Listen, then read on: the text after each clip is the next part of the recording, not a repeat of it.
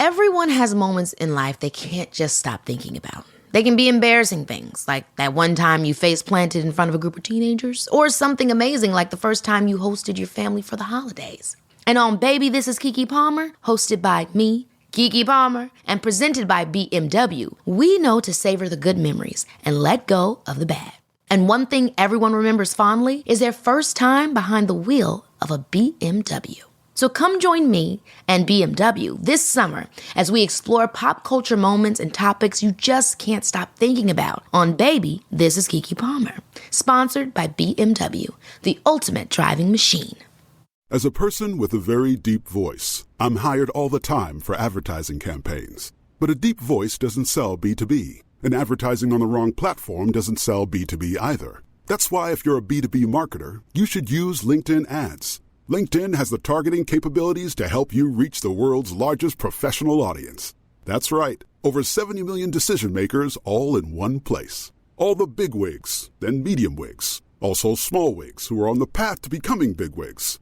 Okay, that's enough about wigs. LinkedIn ads allows you to focus on getting your B2B message to the right people. So, does that mean you should use ads on LinkedIn instead of hiring me, the man with the deepest voice in the world? Yes. Yes, it does. Get started today and see why LinkedIn is the place to be to be. We'll even give you a $100 credit on your next campaign. Go to linkedin.com/results to claim your credit. That's linkedin.com/results. Terms and conditions apply. Acast powers the world's best podcasts. Here's a show that we recommend. What is The Briefing Room? It's a behind-the-scenes look at how the criminal justice system works and the lives of the people within that system. If you love true crime, well, these are the real people who do the job every day of making sure justice is served. Hi, I'm Detective Dave. I'm Detective Dan. Together, we have decades of experience in local law enforcement, a profession that we think is often misunderstood. So we're going to explore how to do it right, and we won't shy away from when it's done wrong. These are stories you'll hear nowhere else. Unique, frank, and unvarnished. From the team that brought you Small Town Dicks, this is The Briefing Room. Episode 1 drops on August 30th. We'll meet you in the briefing room.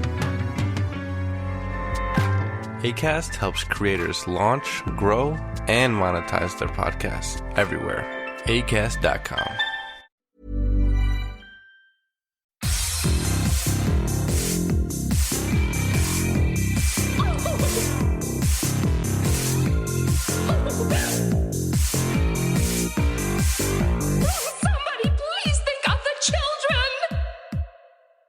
And welcome back to Scarred for Life, the podcast where we open up old wounds by looking back at the films that scared us as kids. I'm Terry. And I'm Mary Beth. And each episode, our special guest brings with them a movie that traumatized them as a child. This week, our guest is Emily Gagne. She's a writer, filmmaker, and host of the podcast and film series We Really Like Her.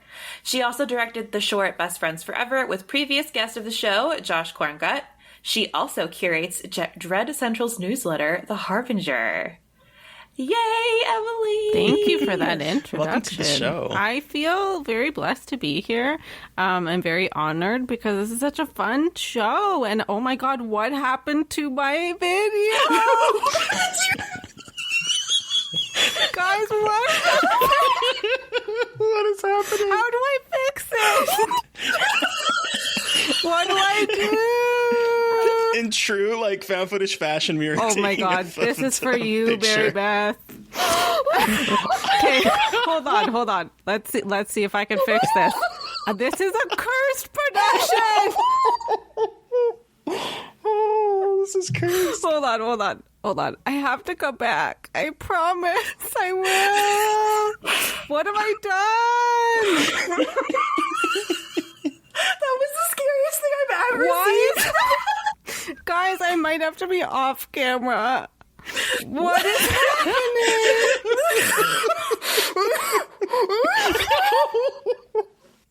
God. Oh my! I don't know if we're gonna keep this in, but listeners, her screen is all black. It looks like some weird ass Predator vision, where the screen is all black. I took pictures, and then there are bursts of heat that are bright red. I don't know what is happening. I don't know, guys, but it is not good. Do you guys, you don't use video, do you? Can we just keep me off video? No. I'm sorry. No, we don't use video. This is all audio. Okay. But it's so funny. I'm sorry. Well, it's telling me... It's telling me that I can't change devices while recording, and so every time I disable cam, obviously this is it, and then I enable it again, and it does this. What if I? Oh, it's the key vision. That's my hand. That's my hand. Okay, well, I guess that is amazing. I'm turning off my camera. Oh my god, I'm sorry, guys. I've already ruined your episode. Ruined. You made it the best. What a nightmare. Okay, well, I am now stuck in the past, I guess, and you can't see me, so... But thank you for the wonderful introduction, and I swear I'm actually here, and I'm not like a ghost in the machine. Or are you? This is like some host shit. I don't know, man. But speaking of the past... that you says that you're currently in, let's take it back to the past and let's talk about how did you get introduced to horror? Yeah, well, guess the first horror movie that I watched, and I know Josh mentioned this, it was I Know What You Did Last Summer. It was like I was allowed to watch it in a hotel room, you know, when you could get like pay-per-view. Yeah. Oh, yeah. Yes. So my mom was like, you can pick a movie, and I picked I Know What You Did Last Summer. I have no idea why exactly, except I do know that I had like a big thing for Jennifer Love Hewitt, and I don't know if it came after I watched this or before, but anyways, so I watched I Know What You Did Last Summer, and it's like screwed me right up. Like I was just like scared as hell, and I remember seeing like I had a nightlight for like I was kind of scared of the dark, and I'll be honest, I'm still a little bit scared of the dark, but me too, don't worry, I'm a total baby, and yet being someone who loves horror movies still get terrified of the dark. Okay, well, what's wrong with me? I don't know, but like I am that person that like if I'm going up a dark staircase like in a house, like I am like looking behind me the entire time. Like I am freaked. Also, I went to this place called Screamers, which is like a haunted house place, like a seasonal haunted house place, kind of like I guess like Horror Nights or whatever at Universal. Anyways, and they have a maze called The Darkness, and it was literally my nightmare because you don't see anything. You have to feel the walls to feel your way through. And at one point, the walls get furry, just telling you that much. And Yep. You know, I turn on lights when I go up the stairs, but it's because like I'm clumsy and I'm afraid I'm going to fall. I'm afraid of that as well. So I think there's a lot of layers for me in the dark. It's like, I know it's scary. I know there's a possibility of injury. And I don't know what's lurking in the darkness. Anyways, I remember I had a nightlight when I was a kid. And it would always reflect the weirdest shapes, including I felt a hook. So I was like convinced that the hook man was someone in my room and that I was going to be murdered by him. But I really loved the feeling of being scared like that. And it like kind of just took over my life where I was like how do I like chase this high, I guess. Cool. Was that your first horror movie, do you think, or do you remember? Yes, it was my first. It was my absolute first. And so I would have... Wow. How old were you then? What year did it come out? Did it come out 98? Is my guess off the top of my head. I'm going to guess I was like 8 or 9 when I watched this. 97? So I was probably like, if this was in pay-per-view, then it would have been maybe like a year later. So I'm going to say I was like 8 or 9 at the time. And so it was just like a big deal to me. On reflection, I Know He Did Last Summer, not the scariest movie I've ever seen. Not at all scary, maybe even a bit. But it's fun though. What do you guys think of the like Hookman like urban legend? Because I feel like that is maybe what makes it extra scary for me, because I do remember before I saw I Know He Did Last Summer, there was a show called Freaky Stories in Canada. Have you ever heard of this show before? It was like, okay, guys, it was an amazing show. It was kind of like it was like an anthology horror show, but it was animated. And in between the segments, there was this commentary between a roach and a maggot that were friends. What? Yeah, they were like puppets, and they would like talk about stuff in this diner that they lived in. Okay, that's amazing. Yeah. Freaky stories. Is that what you were saying it's called? Freaky stories. It was like we watched. That sounds like something you would see on Adult Swim now. Yeah. Yes. Although they did make some racy jokes, I think, but like nothing too crazy because it technically was for kids. But they did the Hookman story on that show. Yes, that's them. I'm staring at pictures of him now, and the cockroach is quite blue. Yeah, that's a. Isn't that weird? That's very bizarre. I always loved the maggot. His name was Maurice, and I just thought that was amazing. But what a buddy. I know. I digress, though. The point is, they did the Hookman on Freaky Stories, and I remember finding that so scary. The idea of like a guy that would like come to get you, but maybe not kill you. Like the idea of the hook being on the door at the end of the night and you had escaped. Yeah. That scared me. I was just going to ask if that was the same story for everyone. If like, cause it's, from what I remember, it's like someone has escaped from an asylum and he has a hook for a hand and they hear, and then like they leave the night and the hook's like stuck in the car door. At least that's the story I've heard. Yeah. Is that? Yeah, because I think it was in Scary Stories Tell in the Dark or one of those three. I feel like it was in one of those, something similar. And that's how I knew about it. And there was like an illustration of a creepy hand on one of the door handles. And that always freaked me out because there was like, I was not a very raunchy teenager, but the couple of times they made out with the boy in his car, I thought about it every single fucking time about the fucking Hookman. And, like, we didn't have, like, a specific one for where I lived, but I was like, this is how teenagers get murdered in horror movies. They make out in an empty parking lot in their neighborhood, and it always crossed my mind. It obviously didn't happen, but every single time, it was in my brain. Yeah, I don't know. It's like that close call thing that just, like, really freaks me out, where it's like, I almost wish I had just been murdered instead of, like, knowing that the Hookman is out there, you know what I mean? You're like, wait, I have no closure now. Yeah. Now I'm waiting for him for the rest of my life to come get me. Well, that's like how the final girls must feel, where they're like, fuck, like, I just have to deal with this the rest of my life. Anyways, long story short, that's my first experience with horror. And I was really, really scared of all these things, but I liked it so much that I continued the journey, you know? Cool. And so, like, as you kept watching horror movies, what kind of horror movies were you drawn to when you were younger?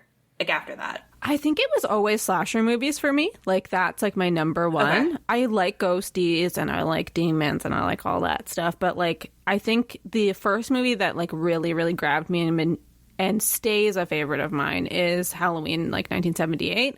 I watched that maybe around the same time as I Know What You Did Last Summer, because I think my dad was like, hey, you liked that. Let's put this on. And let's go back to the beginning. I couldn't make it through the opening, guys. I was so freaked out at the time. Yeah, because, okay, guys, a kid was killing people. I was like, this is not okay.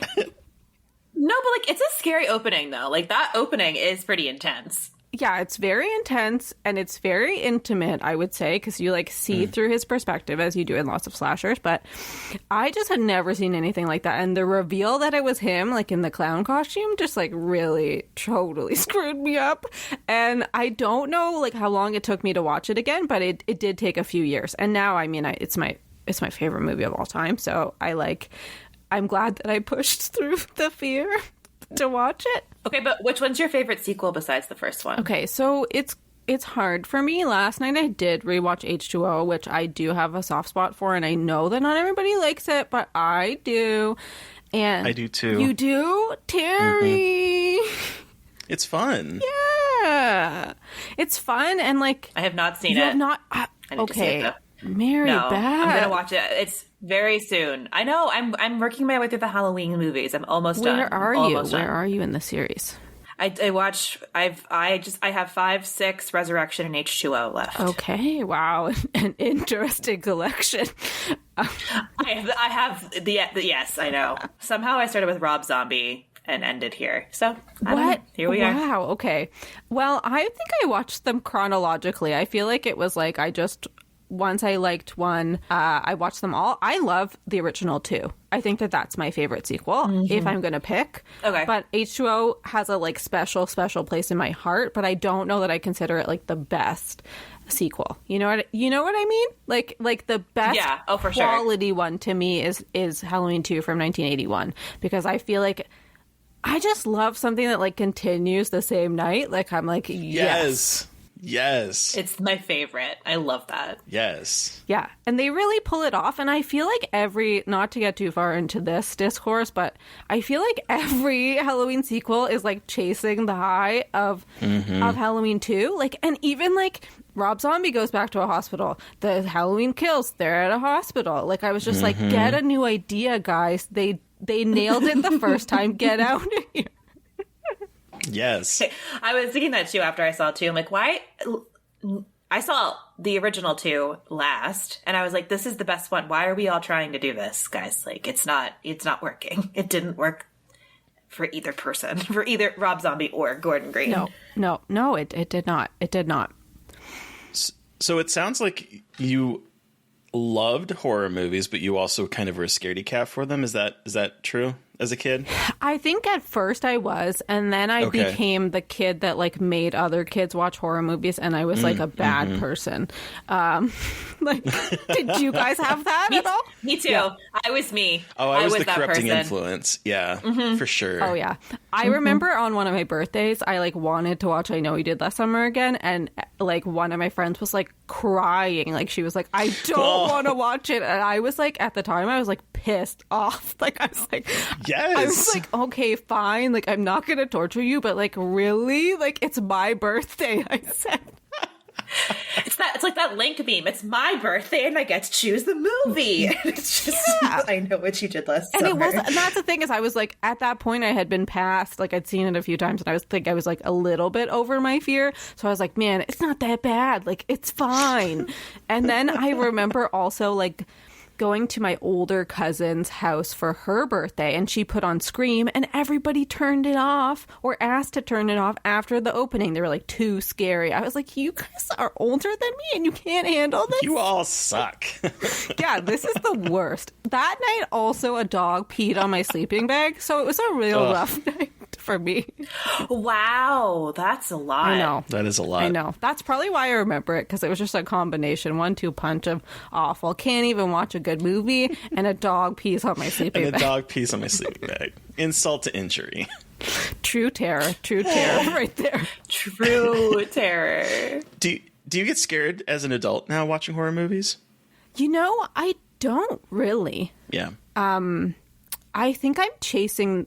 I keep saying chasing the high, but it's so true. Like I think I'm constantly. I want to be scared out of my mind. Like every time I go into a movie, I'm like, please, just haunt me. I don't want to sleep tonight. Give me like a sleepless night where I worry that there's a demon in my corner. But I don't feel like I've had that in quite a few years, and so I'm waiting. I feel like maybe something will come out of the wings and get me, but it hasn't yet. Yes. What was the last movie, like, is there any one that you can remember from the past couple of, like, even from the last decade that has gotten you like that? Okay, so I can think of 2, and maybe they're not the past decade. You would know, Mary Beth. Paranormal Activity, when did it come out? 2007. The first one? That did mess me up, actually. That also fucked me up. I remember seeing that in theaters. I think Josh was with me, and another friend who doesn't like horror movies. Why did she come? Don't know. But the thing about it is, I used to get sick when I watched shaky cam. any shaky cam, found footage, anything like Cloverfield, whatever, I would get like ill to my stomach. So the only scenes that I could like successfully watch in Paranormal Activity were like the night scenes when the camera's on. So like I'm like can't even get the relief of the like day scenes. I'm just fucked up by the night scenes. And then I remember going home and like going back to my fear of the dark. I remember having to call both of my friends like to walk myself up the stairs of my parents' house, like coming home that night, because I was like, I swear to God, something's gonna pull me out of my bed or pull me down the stairs. That really fucked me up. Do you guys find that part scary when like she gets pulled out of bed? That's my worst nightmare with ghosts. Like, everyone like laughs about like you're having your foot out of the blanket and like the monster under your bed is gonna get it. I'm always terrified that my ass is getting pulled out of bed by some kind of demon or ghost. Like, and Paranormal Activity, I don't know if it was the beginning or just like really made it bad, but I still like when I have my toes out from under my blanket, I'm like, oh, nope. The ghost is going to get me. I know. There's no ghost, but it's more like my cat is going to get my toes if my blanket toes are outside of the blanket now. But it is a very real terrifying thing that I was worried about for a long time. Yeah, it kind of, I think, goes back to that other urban legend that really messes me up. The People Lick 2 one. Oh, God. Ew. Yes. I'm like, I can't put my arm out of my bed because what if there's a person who's pretending to be a dog that's licking my hand? Nightmare. Right? Don't have a dog and you don't have that problem. I don't have a dog right now, but I want one so bad. But what if someone's licking your hand and you don't have a dog and you're like, oh. See, then you know that, like, see, but this goes back. It's the same as the Hook, True. man. I've never thought about it like this, but it's like the scary thing about People Lick 2 is also that like it's a close call again. Like it's that title. I love People that Lick title. 2. I'm sorry, guys. I went there. No, it's incredible. I went there. No, but like at that one too, it's like that somebody or something licked you, and then you wake up in the morning and your dog's dead, hanging in the shower, and then you realize that the dog didn't lick you. A man or a person, I don't know, licked you, killed your dog. Like it's so messed up. You think about this a lot, Emily? I do. So I say I'm not scared anymore, but honestly, People Lick 2 is still scared me. So they should, if they made that into a full-length feature film, I couldn't go. I don't know. It's not you have to make it. Maybe I do. So you can conquer your fear. Maybe I do. I think that was in one of the urban legend movies. I think it was in Campfire Tales. Did you ever see that? Mm-mm. Okay. It was like another anthology, like kids are telling stories around the campfire. Maybe it was Canadian because Josh and I What both a fucked know up it. story to tell for kids. Yeah. Like having a kid and dealing with that is a whole other realm of ickiness. Oh my God. Like, and who's like sneaking into your bedroom to like kill your dog? Like, what the hell? But they leave you, okay? Like, what is going on with that person that... Have you ever read the short story Pen Pal? Or the novella Pen Pal? I don't think so.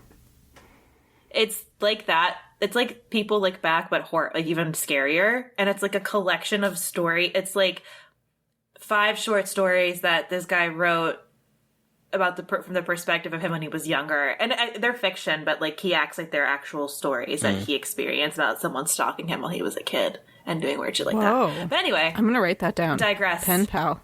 Okay. It's really good. Okay.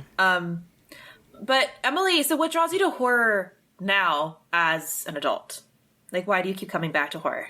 Because it's fun, I think. I just love it. It's like a haunted house to me. It's like you want to have the jump scares. I do get jump scares actually. Like, as I never haunted, but like we'll be watching something and Perry's like, really? That was just like a dumb music cue, and I'm like, you know what? It worked on me. I don't care. But jump scares still get me too. Like, I'm a jumpy person. Like, even if it doesn't, like, I don't think about it afterward. Like, I will jump at every jump scare. Yeah. Even if it's just like closing a cabinet and you see your reflection in the mirror. Oh, yeah. I'm very jumpy. I'm waiting for those things, and I like it. Like, it feels good to me. I'm like, yes, finally, I feel something. And maybe it's because I'm mentally ill too, where I'm like sometimes I just want to feel something.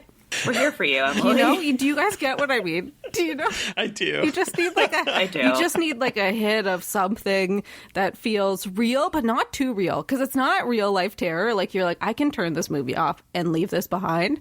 But I think like, I know Josh and I talk about it a lot, and I think he did when he was on the show too. It's like, you know, I'm so anxious about so many other random, stupid, not that scary things, but like, give me a horror movie and it's like an anxiety that I can like handle and manage. Like, I don't know. And also, just horror movies are good. Like I feel like anybody who doesn't appreciate horror movies like is not paying attention or is a scaredy cat. Yeah. You know? Yes. Make some of my friends listen to that statement. You can take it and It's put it wherever true. you'd like, Terry. Just make a bumper sticker or whatever. But truly, it's like, as an adult, if people don't want to watch horror movies with me, it's like, I'm like, what is wrong with you? You are not a 12-year-old at a sleepover that is being forced to watch I Know You Did Last Summer. You are an adult. Get over it. Preach.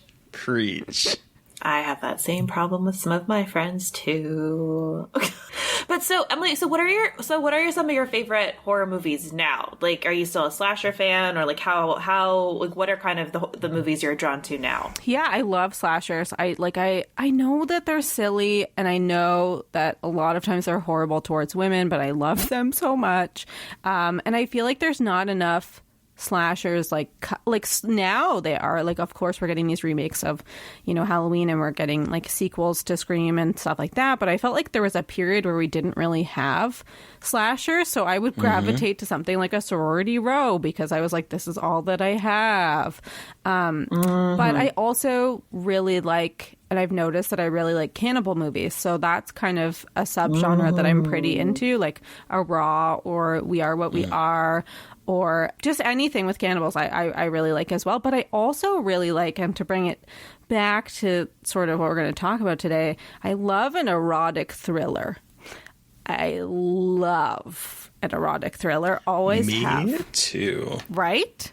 It's the best. It's the best. Yeah, I'm pretty new to erotic thrillers, and this is incredible. And we also, Terry and I, recently watched Wild Things, and I watched Wild Things for the first time. And boy, oh boy, incredible. Oh. Erotic Listen to thrillers that are Little Cuts incredible. episode, listeners.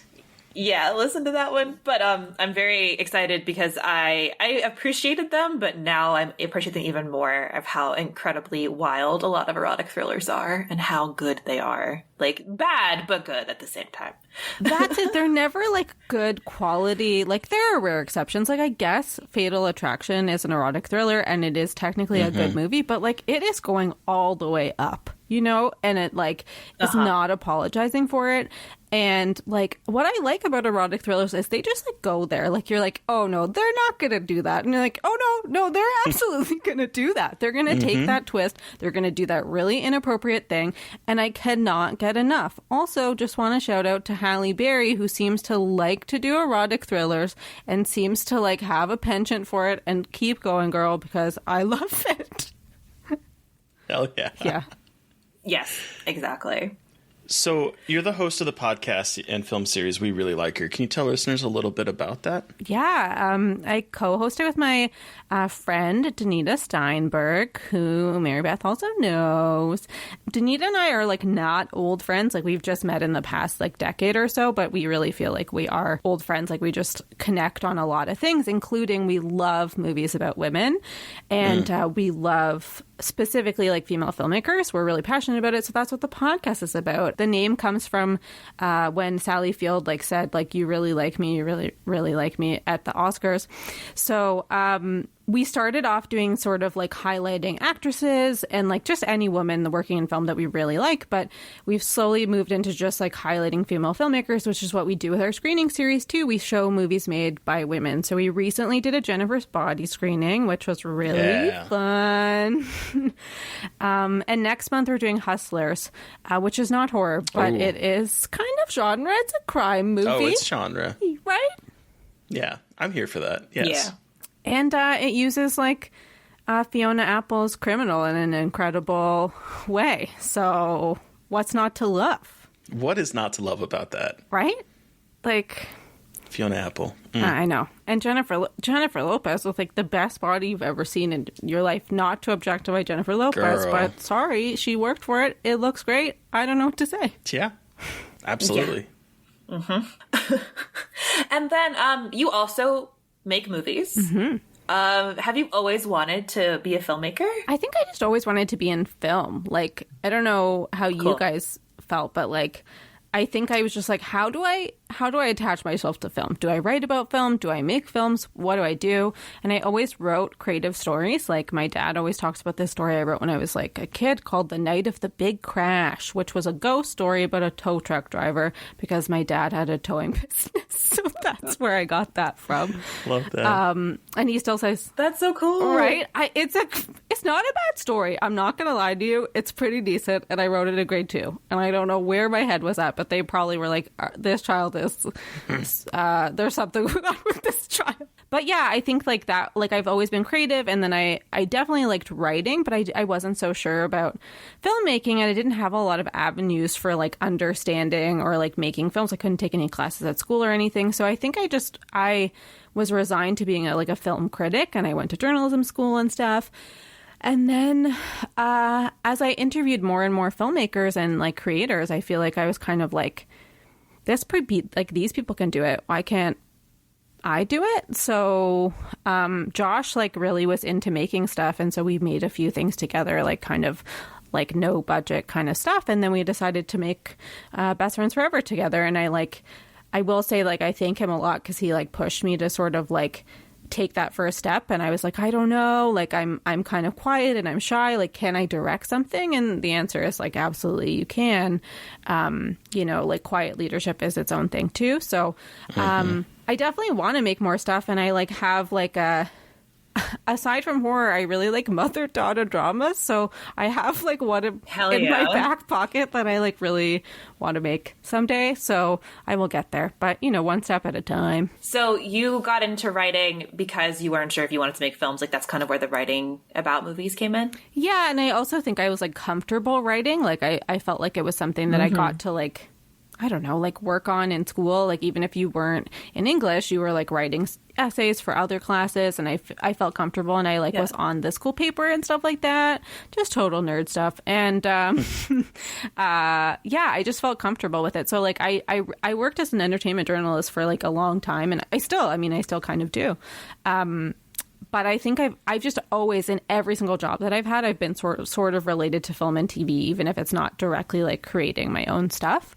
And I kind of like all ends of it. Like I don't like, obviously you guys have a podcast that analyzes and talks about movies, but like that's some of my favorite things, is to just like talk about movies, whether they're the ones that I made or someone I know made, or just like a stranger made that I love, it's just, there's nothing better. I agree. I agree. Hell yeah. You guys are so cute. I feel like I'm just like going off. I love it though. Well, speaking of wanting to talk about movies, Emily, what movie did you bring with you today for us to talk about? Oh my gosh. I so wish my camera was working so that we could have full reactions to this. But the movie I brought is called Fear, and it's from 1996. And I'm really, really excited to talk about it today. So, listeners, if you're not familiar with Fear, here's just a quick synopsis for you. When Nicole, played by a young Reese Witherspoon, meets David, a young Mark Wahlberg, handsome, charming, affectionate, he's everything. It seemed perfect, but soon she sees that David has a darker side, and his adoration turns to obsession, their dream into a nightmare, and her love into fear.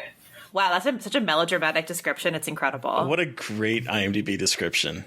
We get some lousy ones, but that was a good one. I gotta That's poetry right snap there. My fingers to that. Yes, slam poetry. You know what? There was definitely some slam poetry going on at that like coffee shop that they frequent in this movie. So yeah, for sure. Okay, so take us back. When did you see this? How did you see it? Give us your horror story about this wild movie called Fear. So I definitely 1000% saw it at a sleepover. I was probably in grade 7, I'm going to say. It was 6 or 7. And I don't know who rented it. I have no idea why it was chosen. I don't know. But they put it on, and as happened to me at many sleepovers, I don't know why sleepovers are coming up a lot today, but we're digging into childhood.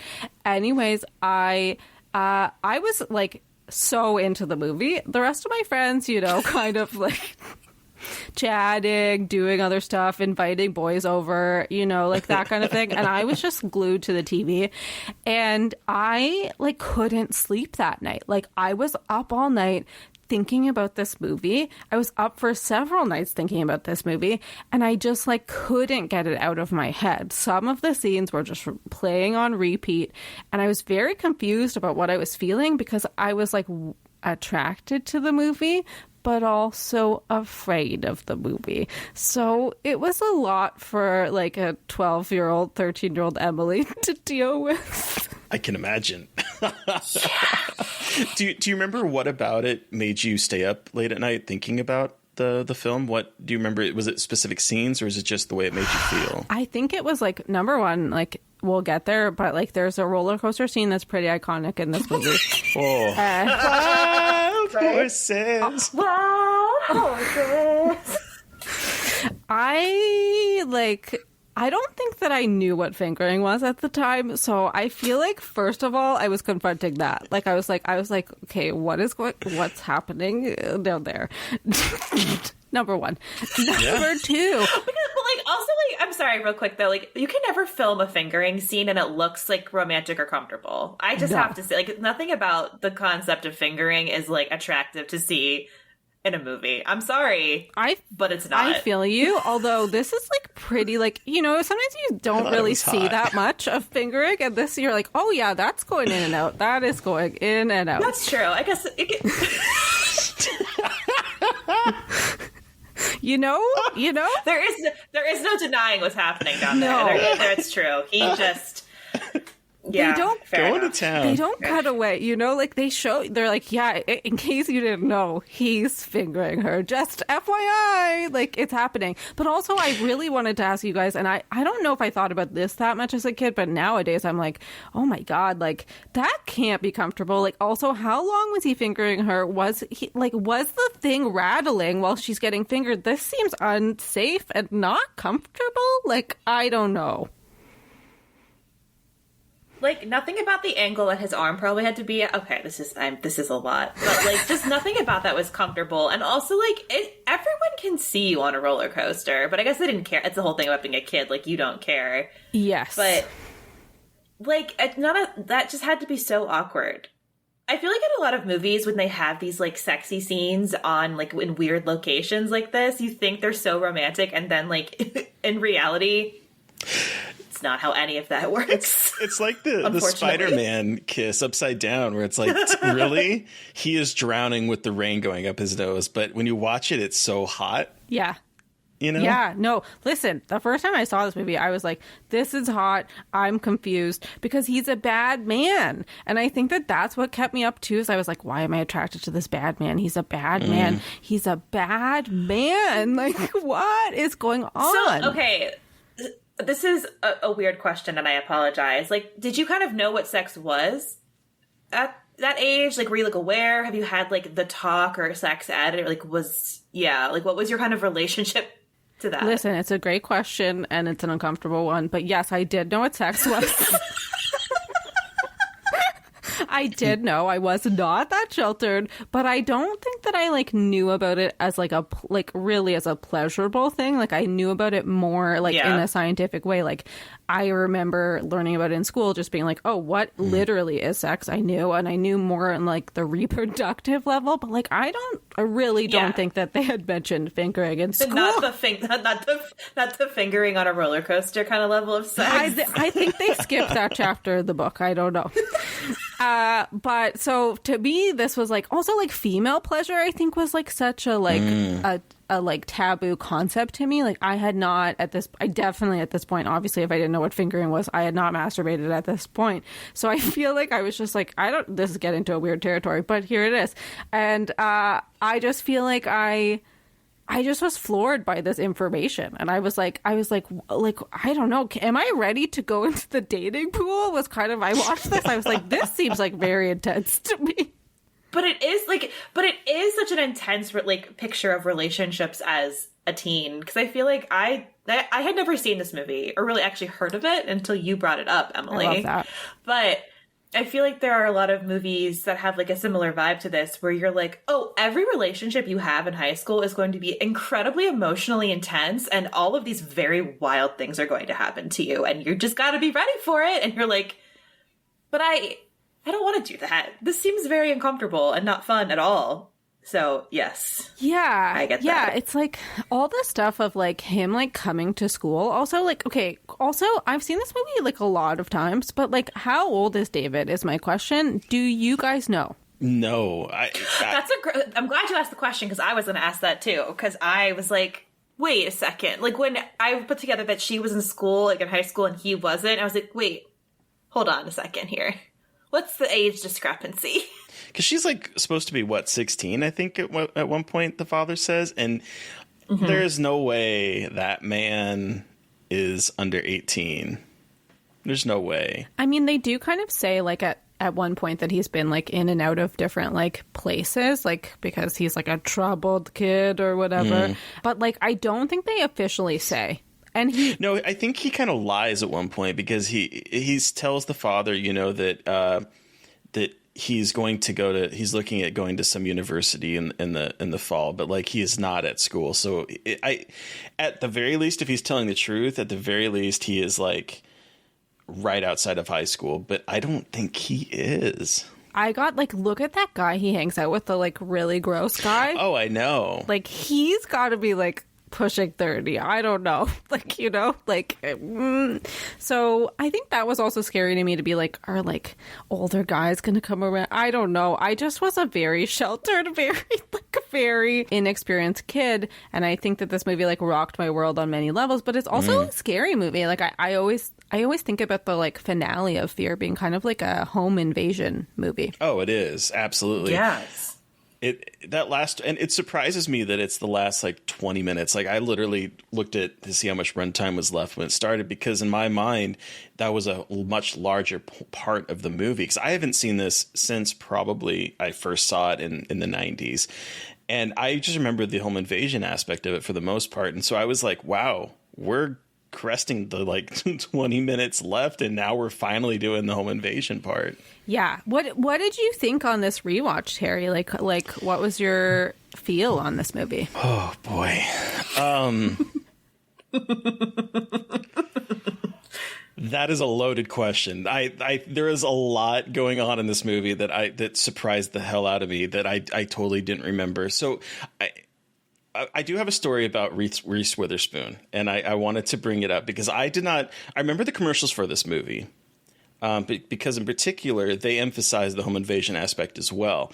And in the most infamous part of the movie that I remember being in the trailer is him. They edited it out so it doesn't say what he says in the movie, but he's like, "Let me in the house." You know, that kind of looking through the peephole moment was in the trailer. And watching this now, I'm like, wow, they put this moment in the trailer that's like literally like 15 minutes from the end of the movie. But I didn't see this movie when it first came out. And I know that for a fact because I didn't know who Reese Witherspoon was. And so my junior year of high school, they filmed Election in my town, and I was an extra on it. Most of my scenes got cut, but there's one scene that is in the movie, and I remember they're staging us for a photograph, and they were very specific about how the extras had to stand there, be quiet, don't move, don't do anything. And so we're standing there in this line waiting for them to do something. And all of a sudden, this little, she looks so young and so small, girl, and because I thought, she was my age, like walking up, and she stands in the front, and she starts like peacocking in front of the cameras, like, and just being really obnoxious. And I was like, who the fuck is this extra that is being so obnoxious? It was Reese Witherspoon is what I was thinking. But and I didn't find out until afterwards that is Reese Witherspoon. And that was my first introduction to Reese Witherspoon. And so seeing that, and that being my knowledge of Reese, and then watching this movie was an experience. Yeah. That's an incredible story, Terry. Like, way to bury the lead. I was an extra in Election. Hello. Also, like, I mean, Election, I feel like is like, I feel like Fear was like Reese on her way to being really like doing crazier roles. Like, I'm trying to remember, there's another movie that she was, a Freeway. I feel like Freeway is around Freeway. this. Oh my God, Freeway. That's around the same time as this. Yes. Like, what year was it? I'm gonna check right now. Because I feel like she looks so young in this movie too. Oh, she does. She was. I had to look her age up when she was filming this because she seems so incredibly young. They were both 1996. Oh my God, that's a banner year for the Witherspoon. Wow. I love that movie too, but that's also like, that's way more fucked up than Fear is. But Fear is fucked up on its own level because we'll get there. But I think Reese looks really cute here, and I wrote down, I was like, I feel like the Gen Z kids would just like love everything she wears in this movie, like especially right? Yes. Like I was thinking about that a lot, and how like the way that she dresses now is the way that a lot of like TikTok people dress. Like, she wears like the little skirts, she has like the 90s crop tops, but she also wears like the cute platform heel, like Mary Jane's with socks. So it's, you still have like that little innocent kind of vibe to it, like the little girl frilly white socks at the beginning I remember her wearing. But yeah, like her clothes are very much like very 90s, very much what people like to wear or like what people look for today. Yeah. Which is fascinating to see. Like, what is now back in style. I mean, I don't know if they wear the skirts quite as short. I one of those scenes that really got me at this movie is like when they're at that rave. Number one, that rave. Okay. I feel like movies like this have completely inflated what high school life is like. I was like, maybe I'm just like completely out of it, but raves of this nature? So, like, that's so funny, because, again, I'd never seen this movie, but there were a lot of other high school movies from this time where I was like, is that what high school really is like? Like, am I going to, like, go to all these parties? Am I going to, like, do all this crazy shit? I did none of that. I was the biggest nerd. I'm like, and as far as I knew, that none of that was happening either, because I like grew up in the suburbs. Everyone was just like getting high in their parents' basement. But I was like, oh, all of a sudden when you get into high school at the age of 15, all of a sudden the entire world opens up and there's like drugs everywhere and parties galore. Half-naked men dancing in raves. Like, this was not my high school experience. No, mine either. And I just unfortunately. Also, like, David looks really out of place at the rave. Like, at least she's like trying to look cute. But I was like, David, what are you wearing? Like this like button up like plaid shirt. I was like, okay, he looks like the 30 Rock gif of howdy do, fellow kids. Like, he's just so out of touch with the rest of them. It really emphasizes how old he looks. Oh yeah. When I say old, it's relative. Like, compared to how young Reese looks, because she was 20 when she filmed this, but she does not look 20. She looks like she could be a 16-year-old. She looks really young, and I think they emphasize it because she is supposed to be like daddy's little girl. Okay, so we have to talk about this. Because this makes me, I fucking hate this shit so much. Yep. Like, the daddy's little girl thing makes me want to rip out my eyeballs. And in this movie really captures it for me, because daddy's little girl in my head is this like purity cult, like embodies like the purity culture obsession that I feel like Western movies have. Where it's like the young girl must keep her virginity intact because it's her dad is her first love, and creepy weird shit like that. Like, but that kind of behavior was like, my dad used to say that stuff to me, which is really creepy. Like, I will acknowledge this, but my dad used to be like, oh no, like, I'm your first love, like your first husband. It was very weird. I know that sounds very bizarre, but like, I had like father-daughter dances that I went to for Girl Scouts and stuff. And like, it makes me so incredibly uncomfortable, and this obsession with virginity with young girls, basically, which is like what this movie is to me, is a pissing contest between two men over a young girl's virginity, which is so disgusting. So disgusting. Oh, yeah. Well, like, we have to talk about William Peterson in this movie, and like how Obviously. creepy he is while also being like incredibly hot. Like I'm just gonna say off the cuff, like he is very hot in this movie, but also like a genuine creep. And not just because he like looks at Alyssa Milano when she's bending down his daughter's friend. What is that? The men, let me caveat this. The straight men in this movie are grotesque and horrible. I guess my problem, you asked like what it's like watching this movie is at now. The fact that she is going from almost like they kind of stage her father as being kind of abusive in a way. I mean, he's like controlling how, she looks. Like there's that controlling aspect that she deals with David. There's the idea of like being the pure, but also like that oversex where he's staring at her friend. And then there's the point where he hits the wall in anger over something so small and insignificant. And his anger just jumping from like 0 to 100 in an instant. There's definite connections between her father and the way he treats her and then the way David is. And it kind of verges on abuse in both ways. And in a kind of way, I would say, personally.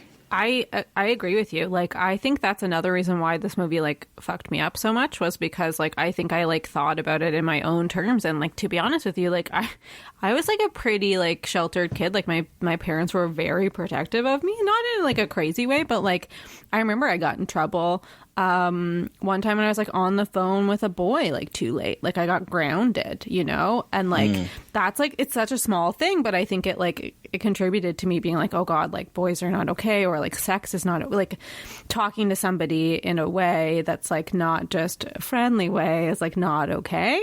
And so I think like that stuff as an adult especially like scares me maybe even more than the David stuff, because I'm just like, this guy is going to continue to do this. Like he is alive at the end of the movie and he's going to continue to control her, and perhaps even more now because of what happened with David.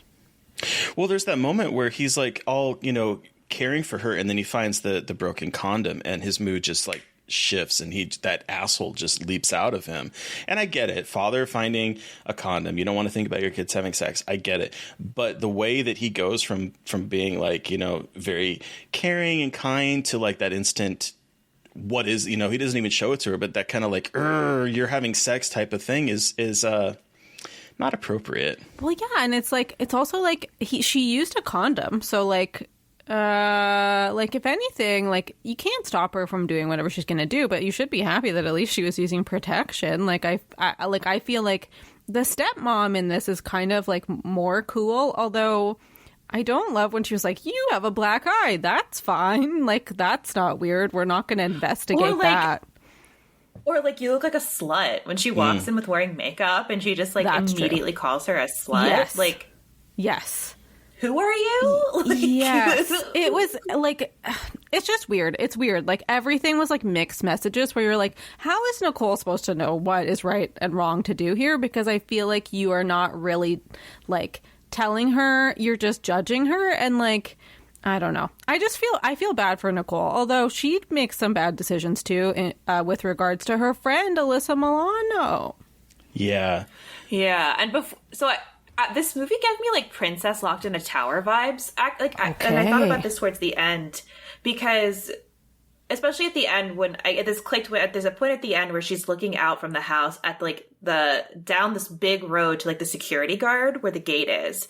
And her perspective, like, so far away made me think of, oh, wow, like, she is locked away. Like, her dad has basically locked her away from the world. Like, and yeah, it's security measures for the house, but because of how protective he is over her and how, like, it becomes a way of like her to not get access to David or David to get access to her. It does feel like Princess locked away from everybody, has to be like kept in her bedroom, away from the world. This is the only way she can be shielded from the bad parts of the world. And when she gives out the code to the house / to the tower, oh no, like everything is ruined. She's because she gave out. Yeah, exactly.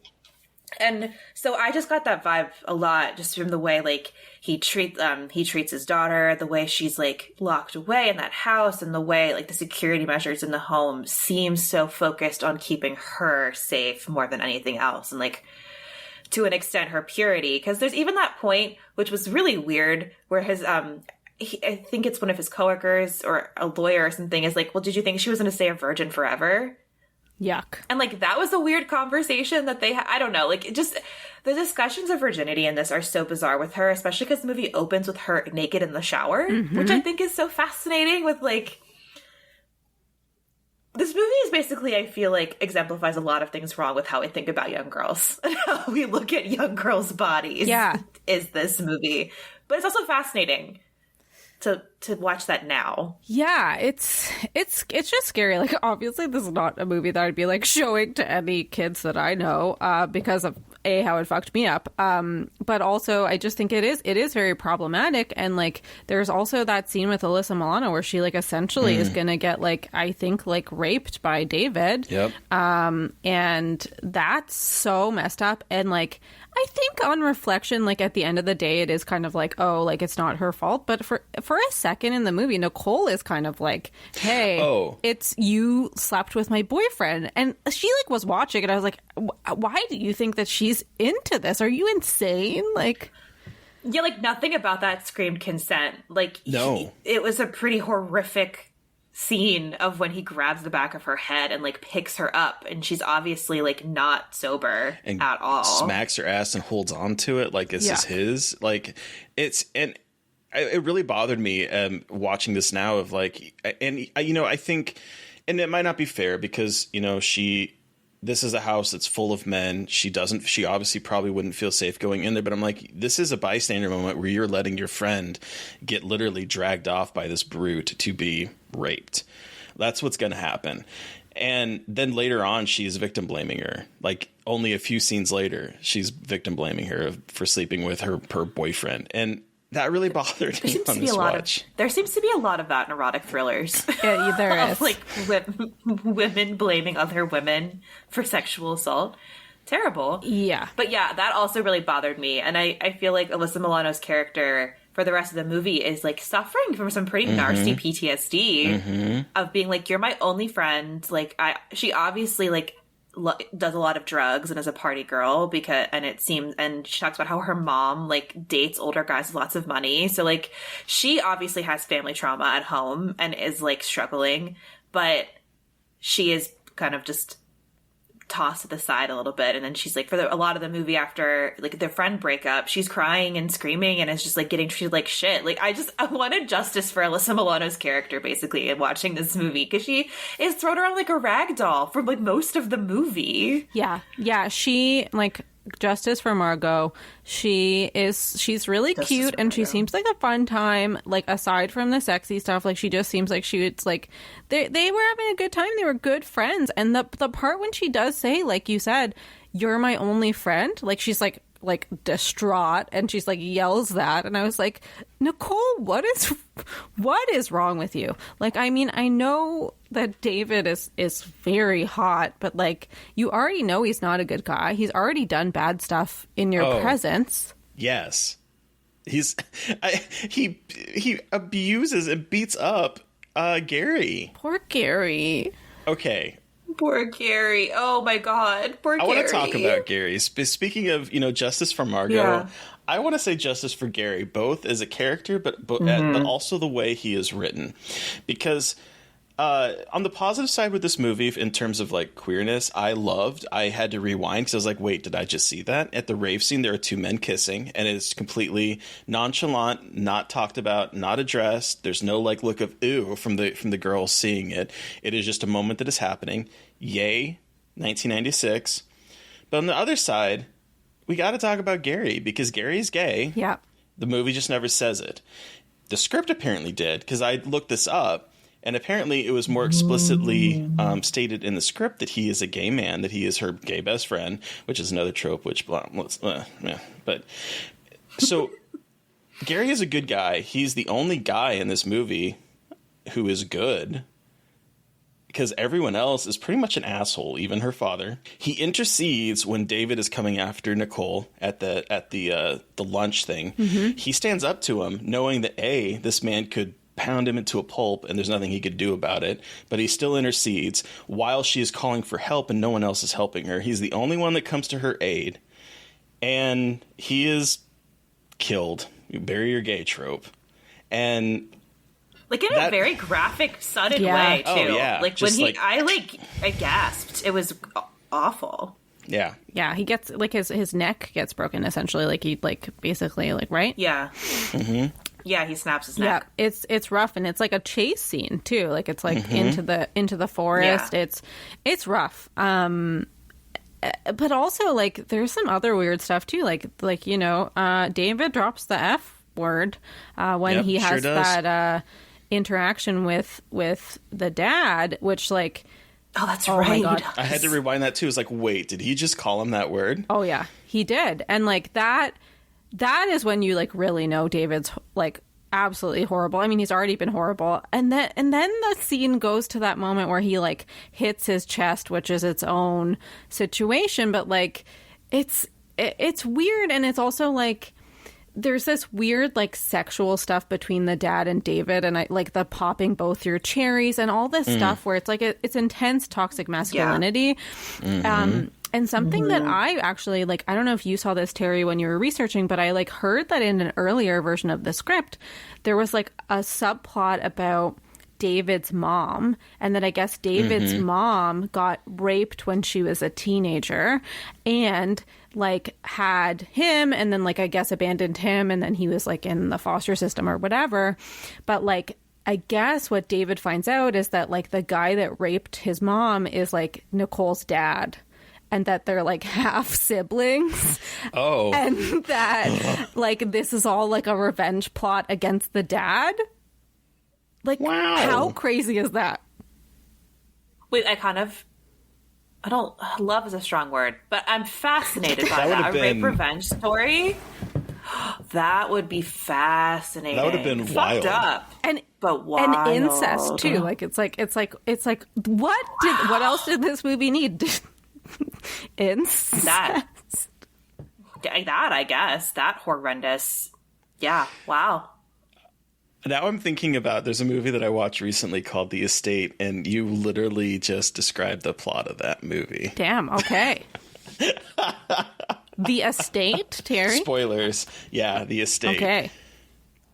I am interested, but I'm glad this movie didn't, I don't know, like, could this movie handle going there? I don't know, but, like, there's definitely some weird, like, somewhat homoerotic, tension between the dad and David, but also that like homophobic comment. Like it's very strange. It's very strange. Yeah, absolutely. And the other thing I was thinking of as you were talking, Mary Beth, is that you kind of talked about the pissing match between David and her father.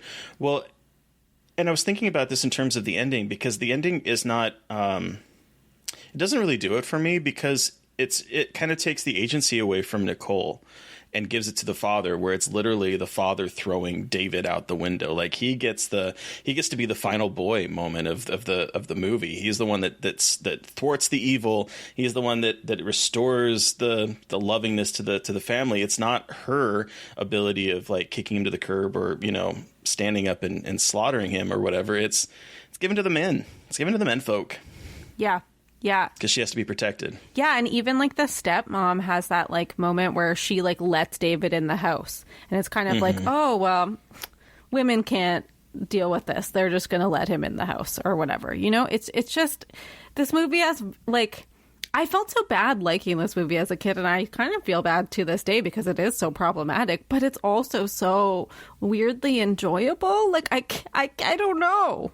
Well, because it's such a roller coaster of ridiculousness. Indeed. I mean, like between like we already talked about, like before he even gets crazy, like getting fingered on the roller coaster, you're like, what is happening here? Like something very, like you like immediately are like, there's something very strange, and then it just keeps getting weirder and weirder and weirder, and the red flags just keep building, and you're like, this couldn't get any fucking more bizarre, and it just continues to get more bizarre. I mean, and I think it does a good job though of like kind of starting as a movie about a guy who could be an actual like abuser, because I dated someone not exactly like this, but kind of similar. and that like he seemed really sweet, but he was really mean. He was not like secretly like a creep, like, well, he was a creep, but he wasn't like secretly like living in a weird drug house or anything. But like he very much had that like charisma and that like little baby face, and everyone was like, oh, he's so nice and cute, but then actually was very angry. And so like I feel like to a point the movie gets that right in an interesting way about how like you also don't always listen to the red flags as a girl, and how, especially because, you know, when you have a father, like her father, they're kind of similar in terms of like anger and stuff. So you just think that's a normal part of being in a relationship. Like it's parts of it, I'm like, I can kind of see it. And then it goes off the absolute rails and is bananas. But I think it captures some things that like how young girls, especially when they're so sheltered, like do really get excited when they find like a boy to pay attention to them, and then boys take advantage of that in a really fucked up way. Yeah. Because we as young girls aren't necessarily taught to like have as much value as we should have about ourselves outside of how like what value men put on our bodies, if that makes sense. It absolutely does. Yeah. I was thinking about the red flags in this in particular because I do think if there is a positive about the movie, it's the way that it highlights some of these moments that are very insidious in the way that they unfold, because they're kind of two-faced. They could be this innocent, you know, guy is being super nice, but then you can also see the other side of it. So like the thing where he's being cute, quote unquote, and he's like saying that, you know, she's so perfect and he just needs to know that one flaw so that we know that she isn't too good to be true, when in fact it's him that is too good to be true, right? And there's that moment. There's the moment where you know, he's like, you know, kids, when you're in a first love, you're like touchy-feely, but the way he grabs her ass to help lift her up into the car, or the way he puts his hand on the small of her back to like lead her, I immediately thought of the scene in, spoiler alert, Werewolves Within, where one of the characters is talking about the way that men will just have this hand on the lower of your back to like lead you somewhere. And so there's all of that aspect to it. And side note on that, can we normalize women not having to apologize for saying no to not wanting to have sex? Because she immediately says no and then apologizes for it. I'm like, no, you should not have to fucking apologize for it. And that really made me angry. Yeah. No, the red flags were there the whole time. Like the fact even that like he like sets her watch back and it's like, you have all the time in the world. I was like, okay. Controlling. Like, what is that? And then they do it again. Although I was like, to the dad, I was like, why? Your computer has the time on it. Like, why didn't you know what time it was? It's your fault that you didn't deliver that whatever proposal on time. But yeah, like David, like, he also does put it on though, and I think like the first scene when he meets the family, like he really is doing that job of like being like talking to the kid, like touching the dog and like making sure the dog's okay, like talking about gardening, like he like hits all the points, and like there's talking up the little boy, the kid, like, oh, you're so much bigger than your sister made me let me believe, like just like leaning into the little kid's, you know, manhood at that point. Like he hits all of those little boxes. Yeah, and it's really like I could see somebody being like, oh, that's a good guy, he's so nice. And like I feel like I've had that where I've dated somebody or like had somebody around that, you know, people are like, oh, they're so great, and it's like, are they really great, or did they like put it on for the right audience? You know, like I would rather have somebody like, you know, Perry and I, that's my boyfriend, like we're both extremely awkward, socially awkward people,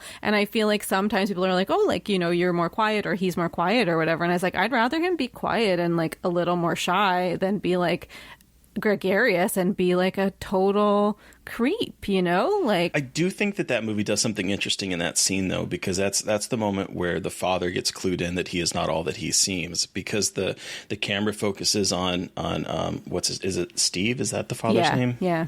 It focuses on Steve's face and then focuses on David when he touches the small of her back, or when he, you know, says, Nicole, get me a Coke. It's the way the movie does a good job of showing that Steve knows these moves. And why does he know these moves? Because I think he's probably used those moves because he is kind of an asshole himself.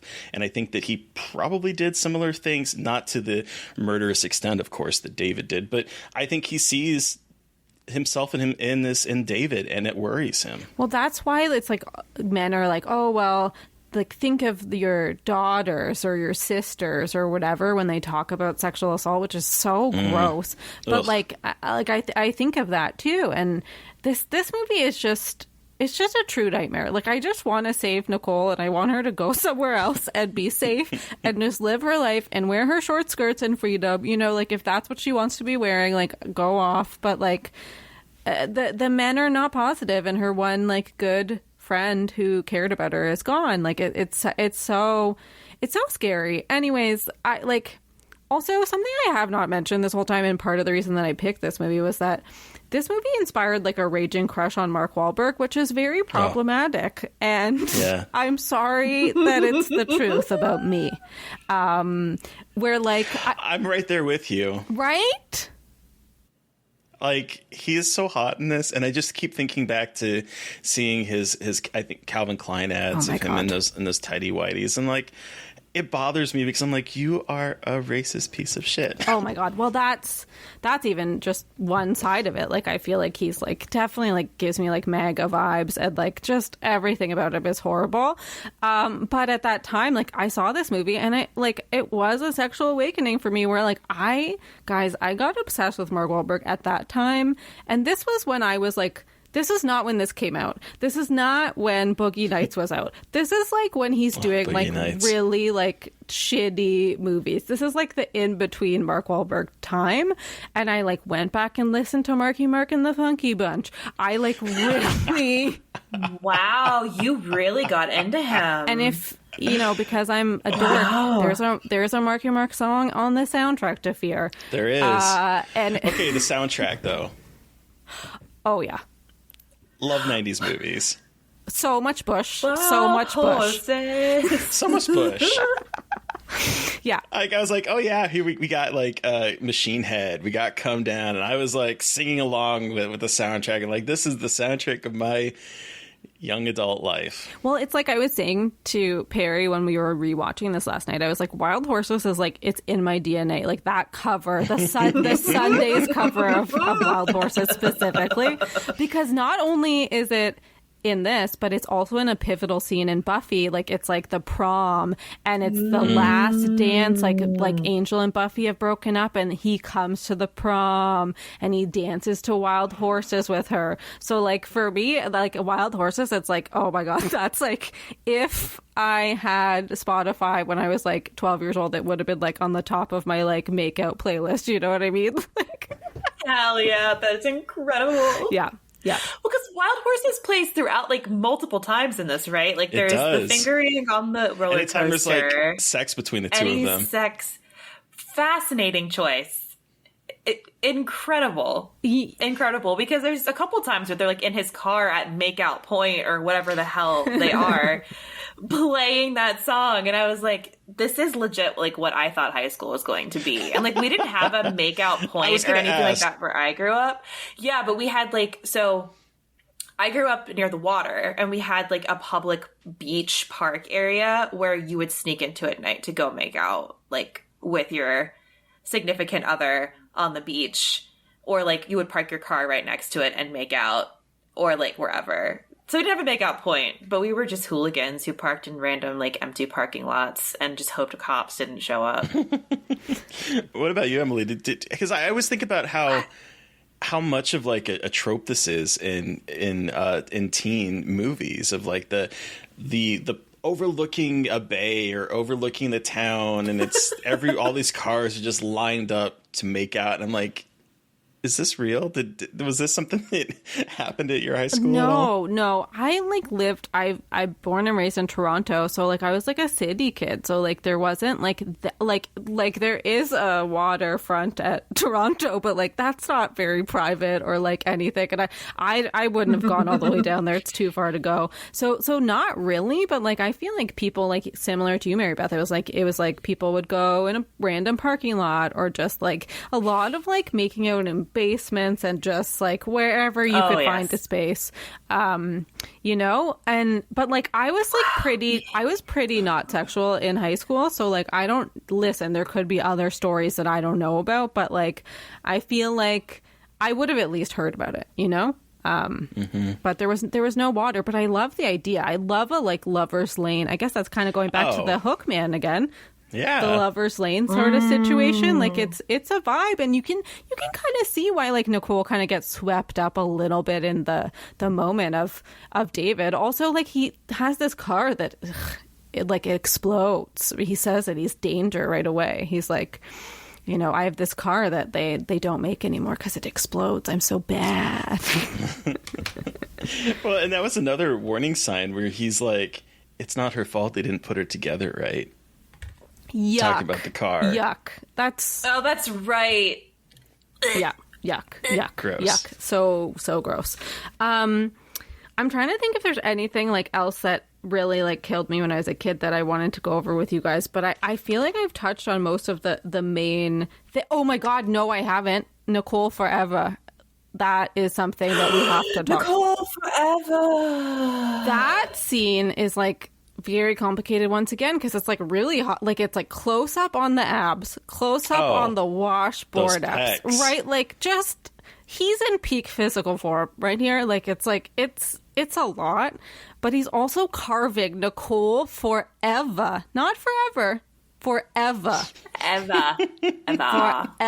in his chest. I guess he's like carving it and then using like ink, like he's doing his own. Yeah, he smears ink in it. Yeah, he's tattooing himself. It is. Sort of. It is a lot. It is a lot, especially combined with like. Can we talk about his bedroom as well? Like, did you guys notice? Can we please talk about his fucking bedroom? I could not stop thinking about his weird jail cell bedroom. Yes, his cot, his like jail cell cot. But it's like okay, so you see the room the first time where like the guy bursts in, like one of the random guys he lives with, because there's a bunch of guys that live in this gross house together, like as young men do. He walks in and he's got his hand in his pants, not masturbating, which is like that thing that guys just have their hands in their jeans, and he's just laying in his weird concrete room, covered in weird pictures of Nicole that he's like blown up into multiple parts. But then the dad bursts into the house, and there's a fucking shrine where he has like the head of the saint, but he put Nicole's head onto it. There are like the Chucky dolls in there. There's the box with her underwear. Oh yeah, the family picture where he's taken off the father's head. But the implications there are fucking wild. That we never get into that. But the fact that he's the dad in that scenario, and he takes daddy's little girl bracelet and scratches out the daddy and writes Daniel's. David's. Shit. Yeah. David's. Yeah. Sorry. And it's all in that box with her panties. It's just like, it's a lot to take in. There's just so many things happening at once in this movie where you're like, we don't have enough time to unpack any of this. And then he throws a dog head into the house. Oh my god.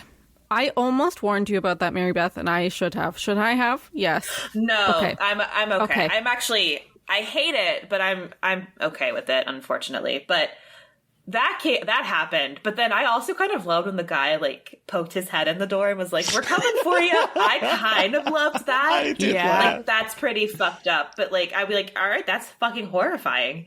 After they just throw the dog, I was mad. I'm like, can we just stop killing dogs in erotic thrillers? I feel like erotic thrillers also like have animal death. Yeah, like Fatal Attraction. Fatal Attraction, the bunny. It's like it's a thing. All bets are off with animals in erotic thrillers, and I don't like that either. Listen, I'm a huge dog fan. I'm an animal lover, and that also like scared me too. I just feel like that the climax of this movie like is scary because you're like, these guys are not like, they're not Jason, they're not Michael Myers, they're just guys that are just like coming into your house. And like the one part where the like horrible gross guy that dates Margot is like standing on the like window and is like grabs his crotch and humping the air. But like, and the other scariest thing about that to me is that those guys like don't know what's going on. They are like stoner, like they're stoned out of their mind, and they're like, oh, someone fucked with us, we're just gonna go fuck with their house. Like they're just angry idiots who are like just fucking with these people with no idea like what they're doing. And as soon as that guy gets his hand drilled, he's like, I gotta get the fuck out of here and go to the hospital. That made me laugh. I gotta go to the hospital. I know, that was so funny, but I was like, these guys have no are just like being idiots, while David's just like, oh, I want to kill.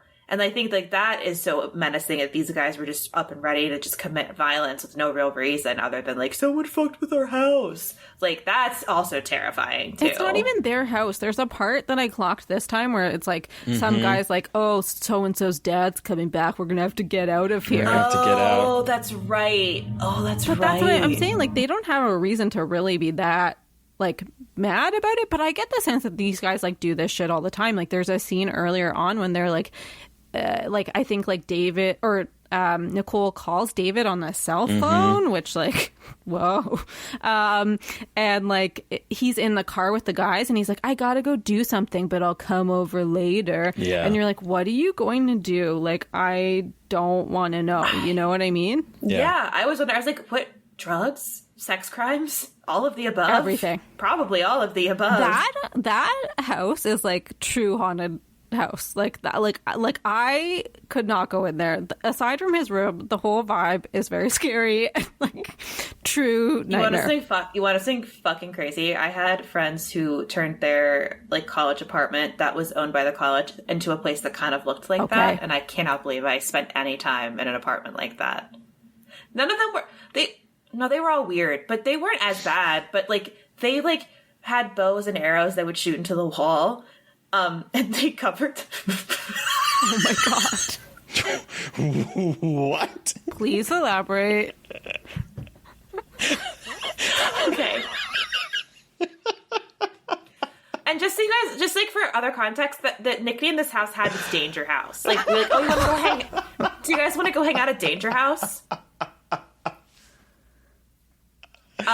Yeah, so like a couple of the guys that lived there were like wilderness guys who like to make their own beer and hunt and shit. So they would like had a bow and arrow. None of this makes any sense. And they just like were shooting at. They drew a target on the wall and shot holes in it and covered it with pieces of paper. So when they inspected, they wouldn't see the holes under the paper. Kind of smart though. Mary Beth, how old were you doing this? How old were these guys? Oh, like 19, 20. Wow. They tried to brew their own beer in their bathroom and they did it wrong, so it exploded. Oh my god. Oh my god. One of our friends did opiates and had like a mattress where he would detox after he had done a lot of drugs in the living room. Yeah, this is a danger house. Mm-hmm. So this house, I was like, yeah, I got really drunk there quite a few times. They found an injured pigeon once they called Danger Hawk. It was just a pigeon, but they nursed a pigeon back to health called Danger Hawk. Yeah, I kind of love that though. I hung out with these people in college. This was my college experience. Wow. I can't even believe it. I stayed far away from these kind of houses. After I watched Fear, I was like, I'm never going into a house that's not my own ever again. Probably for the best. Bow and arrows, exploding beer, a pigeon.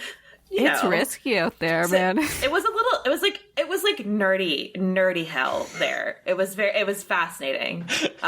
Well, that's better than whatever's going on at the danger house in this movie. Like, it's the fact that Nicole just fucking drove up to that house like with confidence. I was like, I would never, if I knew that's where he lived, I would never go into that house by my fucking self with all of those men. Like, absolutely fucking not. Well, do you think he ever brought her into that room, or like, do you think that like that's a great question, considered bringing her into that room, or was that like his safe, like creepy shrine space? I have to feel that she had not seen that space, because I gotta think that she's smart enough to go, whoa, this is danger. This is Danger House right here. I have to think that if she saw that, the shrine to her, the crossed out face of her father, I gotta think that she probably, hopefully, didn't see that, because my opinion of her would drop significantly after that, because that's not even red flags anymore. That's like a you in danger, girl. Yeah, I'm just wondering, like, going back to like how old he was, like maybe he wasn't as old as we think that he was, because like why didn't like the dad just like call the police and just be like, this guy's a pedophile and he's like sleeping with my daughter? Like, you know, I don't know. Yeah, even if he was 18, I wonder if it was one of those things where Like, she's 16. That's what, like, even if he was 18. it would still be illegal. But Yeah. well, depend. Yeah, but like, remember the guy's like, well, she was going to lose her virginity sometime, so it made it sound like the cops would just be weirder. I don't know. I have no idea. Well, that's like, true. it was weird the way they talked about it, where they were just like, well, your daughter is going to lose her virginity sometime. But like, after the couple of times he stalked her, I'd be like, no, like, you should have a restraining order against this man who like pinned you in a bathroom and like was an absolute like is stalking you essentially. Like, That scene in the bathroom, like, was like one of the most fucked up scenes, I think, for me as a kid. Like, I was like, oh my god, she's just at the mall with her like mom and like brother, and she like gets accosted in this bathroom, and like it's so scary. Like, I don't know why I liked this movie so much as a kid, and I don't know why I like it now, because it's just very gross, and I'm sorry that I subjected you both to it. Don't apologize. no, don't apologize though. I think it's like, but I also think it's another really interesting film that illustrates like attitudes against young female bodies and like this weird, like the toxic masculine relationship between David and the dad, and like this weird kind of competition over virginity that I think we don't see as much anymore, thank God, in media. But I also think it's like kind of a fascinating time capsule to like what female bodies were like on screen not that long ago. Yeah. Like, it's 1996. Like, it really wasn't, in the grand scheme of things, that long ago. I guess almost 30 years. And I'm just pretending that I'm not almost 30 years old. But like, it's fascinating and gross. It's gross. But I'm glad I saw it. Also, I just wanted to just give a quick shout out to Mark Wahlberg's Boston accent before he stopped masking it so much. Like, a little high pitched, like very, very cute. Oh yeah. And also very gross. Listen, he I think, as much as I hate him now and I resent what he did to me for a small period of time where I haven't even told you guys how into it him I was. I can't go there. It's too dark. But listen, I liked the movie Rockstar is what I'm gonna say to you guys. So oh yeah. I watched all of his movies. I was rough. It was rough. Now I have to admit that when Boogie Nights came out, the amount of times I watched that final scene, Well, yeah. was a lot. Yep. Listen, it's not his dick, but you know, it's like Shh, I don't need to know we that. don't need to know that. He's pulled it off. He's so hot in that movie too. Like he's like no one. He's really hot. He is really hot in that movie. No one can say he's not hot. And like, I think he was perfectly cast in Fear because he can pull off the hot, charming guy thing, but then we know as a fact that he's like also a scary man. So he was in jail. Yeah. He's been in jail. Yeah, he's been in jail. He's done hate crimes. He's like a bad man. He's very much done hate crimes. He's done a lot of hate crimes. And anyways, I feel rough that I was into him, but I do feel like this movie introduced me to Reese Witherspoon, unlike Terry, who was on the set of Election NBD. But this movie introduced me to Reese Witherspoon, and I do love her. And like, she eventually would become like a bigger part of my life. I saw Legally Blonde. It like literally, as nerdy as it is, like changed my life. So like, you know, it's like she is an important part of my journey too. And I like that she was into weird movies because we think of her as kind of like America's sweetheart now. And it's kind of interesting to reflect back on that period of her career, like leading up to Election, you know? Well, do we want to wrap up and give this our rating out of 5? Oh, yeah. Yeah. Carrie, how many wild horse? I can't even do the tune anymore. I've just like forgotten. How many wild horses out of 5 do you give Fear? Oh, I feel like, I don't know. I feel like that's kind of a loaded question because I'll be honest, I do not like this movie. I think it's fun. I'm glad we had this discussion. I think it's fun to watch. I think it's even more fun to talk about. But in terms of the movie itself, I gotta give it like somewhere between 2 and 2.5 wild horses. Wow. I know, it bothered me so much as an adult, and I don't know. Some of it I think is obviously intentional. I think for me, like I really wanted more of the end and less of the beginning. Like, I love that the finale. I love the home invasion that just sort of pops off out of nowhere. I just I don't know. The movie is just, it's not for me as an adult. And it really bothered me on this watch about how much I related to the father in terms of him saying that, like, he has 40 years of data to sift through, Vice or 16. Because I was like, Yuck. oh, that's me because I'm 40.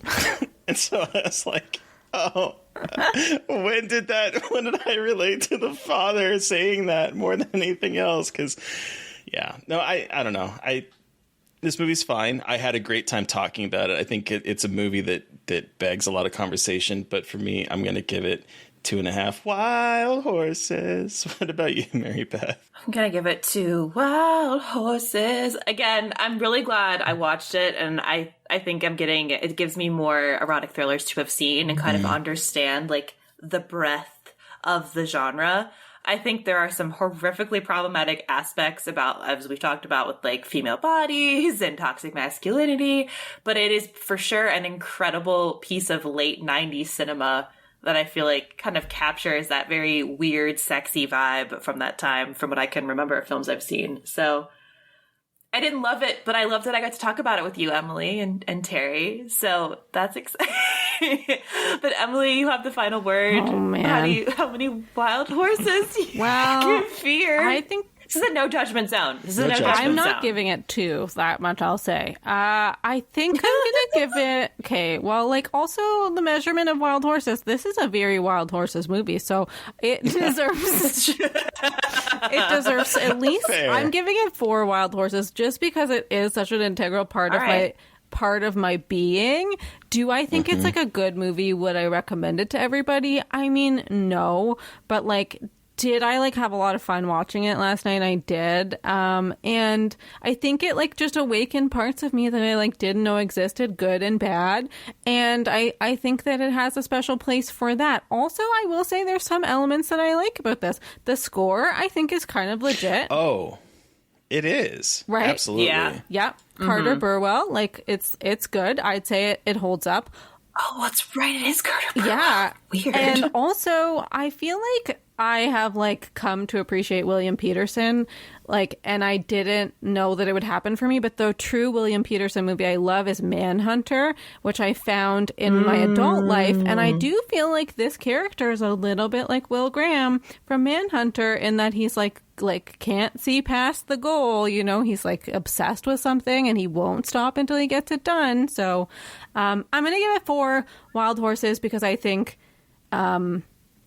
I just enjoy it and I feel weird about it, and it did scar me for life. That's why I brought it here. So Also, James Foley, the director, would go on to direct 50 Shades Darker and 50 Shades Free. He sure would.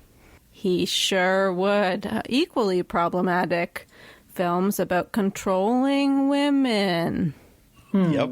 Yeah. So I'm sorry to bring you such a downer of a movie, but I appreciate you guys watching it with me, and I appreciate this platform to talk about fear, you know, and to face my fear of fear. Hell yeah. Yes. I had to. I'm sorry. It's incredible. It's incredible. Thank you so much, Emily, for joining us to talk about fear. Where can our listeners find you, and what do you have coming up that you'd like to share? Oh my gosh. Well, I do the newsletter for Dread Central, which Mary Beth said earlier is called The Harbinger. You can subscribe to that and get it weekly. And then also I have an account called Final Girl Fashion on Instagram where I like post photos of iconic horror characters that are women wearing great outfits. So you could just follow that right now. And I did write a column about it, and I think it will be coming back soon. So, you know, follow that feed, and then maybe you can find out more about that. Otherwise, I'm on Twitter at Emily Gagne. That's Gagne. And I think that's... Oh, I should plug my podcast. I'm so bad at doing the plug yourself thing. I also have a podcast, We Really Like Her, at We Really Like Her. And you can, like, subscribe anywhere you get your pods.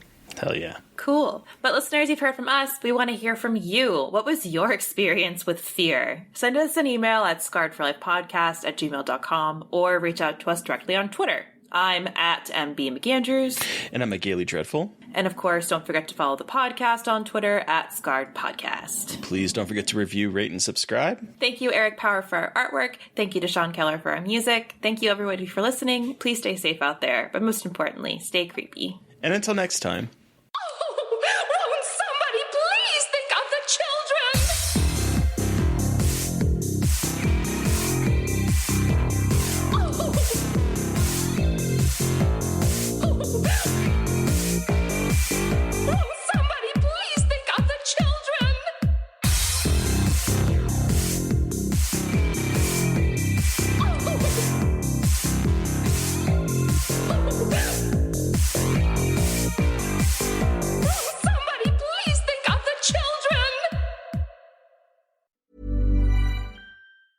As a person with a very deep voice, I'm hired all the time for advertising campaigns. But a deep voice doesn't sell B2B, and advertising on the wrong platform doesn't sell B2B either. That's why if you're a B2B marketer, you should use LinkedIn ads. LinkedIn has the targeting capabilities to help you reach the world's largest professional audience. That's right, over 70 million decision makers all in one place. All the big wigs, then medium wigs, also small wigs who are on the path to becoming big wigs. Okay, that's enough about wigs. LinkedIn ads allows you to focus on getting your B2B message to the right people. So, does that mean you should use ads on LinkedIn instead of hiring me, the man with the deepest voice in the world? Yes. Yes, it does. Get started today and see why LinkedIn is the place to be to be. We'll even give you a $100 credit on your next campaign. Go to linkedin.com/results to claim your credit. That's linkedin.com/results. Terms and conditions apply. Acast powers the world's best podcasts. Here's a show that we recommend. What is The Briefing Room? It's a behind-the-scenes look at how the criminal justice system works and the lives of the people within that system. If you love true crime, well, these are the real people who do the job every day of making sure justice is served. Hi, I'm Detective Dave. I'm Detective Dan. Together, we have decades of experience in local law enforcement, a profession that we think is often misunderstood. So we're going to explore how to do it right, and we won't shy away from when it's done wrong. These are stories you'll hear nowhere else. Unique, frank, and unvarnished. From the team that brought you Small Town Dicks, this is The Briefing Room. Episode 1 drops on August 30th. We'll meet you in the briefing room. Acast helps creators launch, grow, and monetize their podcasts everywhere. Acast.com.